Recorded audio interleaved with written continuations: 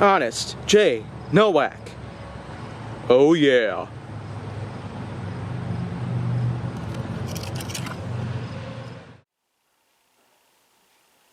A pleasure to meet y'all at last, and welcome back to Honest J. Nowak, Flying with the Phone.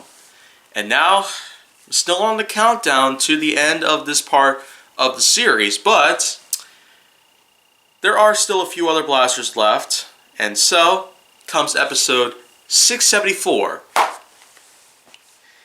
Well, time to present another more recent addition to the Alpha Strike series.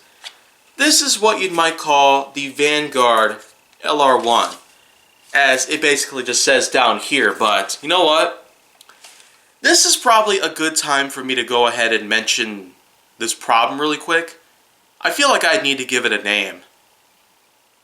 But we can do that soon, because right now, Vanguard LR1. Look at this blaster. This is an Alpha Strike blaster, not an Elite blaster, or a Mega blaster, or something else of the sort. This is an Alpha Strike blaster. When it comes to Alpha Strike, normally we'd see names that are based off of things like zoology and animals and wildlife, and things like that. I mean, it probably would have been okay if you called this thing something like the Gorilla or, well, something like that. I mean, something that's based off of zoology. Don't call it the Vanguard. This ain't an Elite blaster. And I'm just being stereotypical here because that's not what I want to do. But I do want to go ahead and address that this is in fact something that might as well just be saved, because we actually have been getting more Alpha Strike blasters that have been getting some recolors and all that. It could be a new sub-series and all that good stuff. They actually have been getting some more zoology related names. Mantis, Claw, and all that. We've actually been seeing that happen again. So what's going on here? I already gave this one a name though, you know, just a replacement pretty much. Could be permanent, not really sure of it, but I'm simply calling this one the Vole, V-O-L-E. If you take a look at this picture right here, this is basically what a vole looks like. So that's basically just the baseline of what the animal itself looks like. But the blaster here, the Vole, not Vanguard, Vole LR1, I'd say that this one actually is not a bad blaster. I mean, the way that it's designed, it certainly does bear some resemblances to that of certain SMGs out there that you might find in some Call of Duty games out there like Infinite Warfare or Advanced Warfare. It's kind of like that. It certainly has that vibe that sort of makes it appear a lot like the, well, PDW-57 from Black Ops 2, except it's not quite like that. It may have a stock similar to it. Its body design is much like that. It also has a foregrip on the front, but the way that this thing loads is certainly not like that. It's actually through this open little canopy on the side, mock on the other, that you load a dart in. Yeah, it only loads one dart, even though this thing is a lot larger most ways. And then you pretty much just pull the priming rod and fire, just like that. So of course, other than its functionality and its appearance, I really got to go into detail on some of these other little pieces right here, because this thing really does have a lot of things around here. Like, look at all these holes. That's a lot of dart storage. And for the record, I don't have any more darts left, so yeah, that one that I just fired was the only one that I had with me. So that's all you're going to see pretty much. Otherwise, I can say that its ergonomics actually are fairly decent.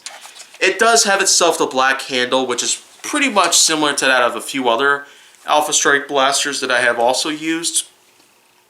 But if you already known about the Alpha Strike series from the very beginning, they had those weird little like honeycomb grips, which is much like this. This little piece right here is like that. But thankfully, both this foregrip and this actual grip here, they both have actual solid structure in them, and not that weird sort of honeycomb thing, which a lot of people might agree is criminally bad. But because of my hands themselves, I don't really feel like anything that I hold on to is bad in any way. It probably more or less depends on the shape and the molding of whatever the grip is designed like. Also, if you take a look at the stock, it's really small and puny, but that's pretty much fine because I can usually hold it like this, and I can usually manage it just fine. If I try going it like this, obviously, I'll pretty much be T-Rexing my arms, and look at that. That does not do very well. So I would not necessarily use the stock in the back here for that reason in particular. Also, if you take a look at how, look at how big the head of the priming rod is. That's pretty much just one thing out there. Seems to be a minor complaint, but it's a pretty fat head pretty much. Probably because the stock gets in the way, but that's that. Also, this nice sort of plunger tube here, you can almost see right through it.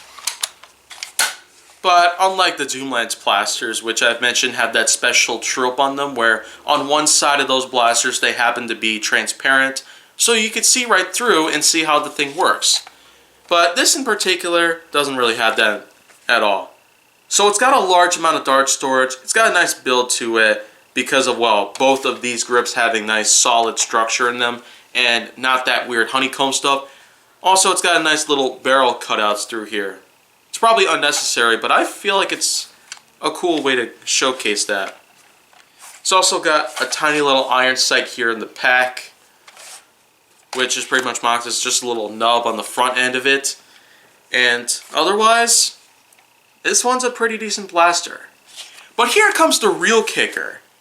Where I found this thing, plus the Otter, if you don't remember that blaster that I've talked about earlier, that blaster I basically found over at an Aldi.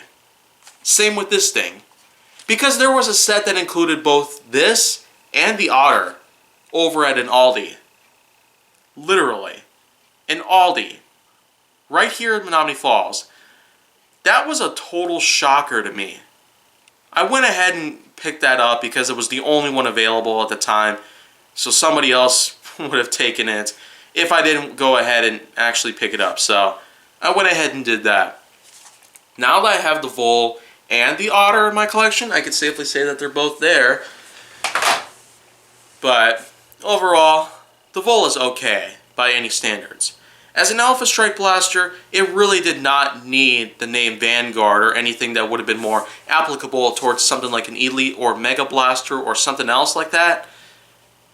Vole is pretty much the name that I'm going to stick to, probably for life. So yeah, that might be its permanent name. Just like Otter is going to be applied to the Optic, and Hammer Storm's name is going to be replaced by the name Harpy. So yeah, that's pretty much what it's going to be all about. But anyways, that's going to be it for right now. But check in for the next 3 days, and I will have more of these to come. But if you want to see more, go down on my channel. Make sure that you like, subscribe, comment, follow me on social media, and stay on the Hollywood side.